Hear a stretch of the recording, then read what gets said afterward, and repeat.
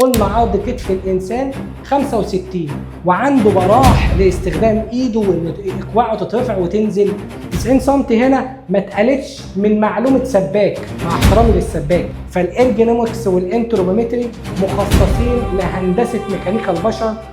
طيب عندي في منطقه شاور بالشكل ده، ما ينفعش كباشمهندس ديكور دارس تصميم داخله وعارف يعني ايه علم ارجونومكس وعلم انتروبومتري، ومهندس الديكور بس اللي بيبقى دارس العلوم دي على ايد استشاريين اللي درسوا لنا الكلام ده.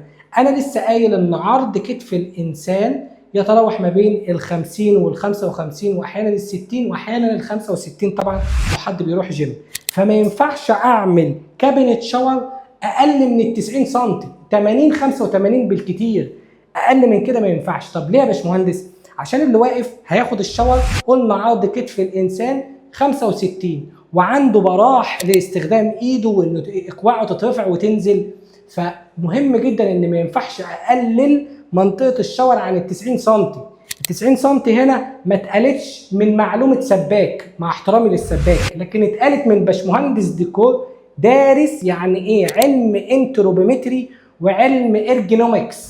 الارجونومكس والانتروبومتري دي علوم كبيره جدا، يرفع ايده ويتضايق ما يعرفش يرفع ايده بقى واقف مكتف كده، لا طبعا. زائد كمان طبعا الخلاط، ما احنا ممكن ناسس الخلاط تحت ممكن ناسسه فوق، لكن افضل استخدام ليه هو قدامي ان انا اشد اليد كده تشتغل الميه او لا تتقفل.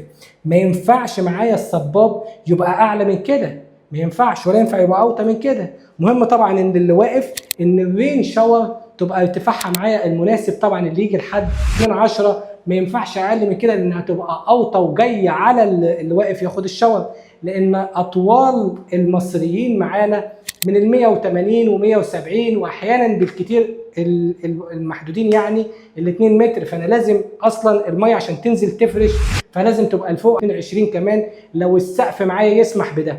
فالارجونومكس والانتروبومتري مخصصين لهندسه ميكانيكا البشر وللاشياء اللي قدامي والمساحات اللي قدامي عامله ازاي.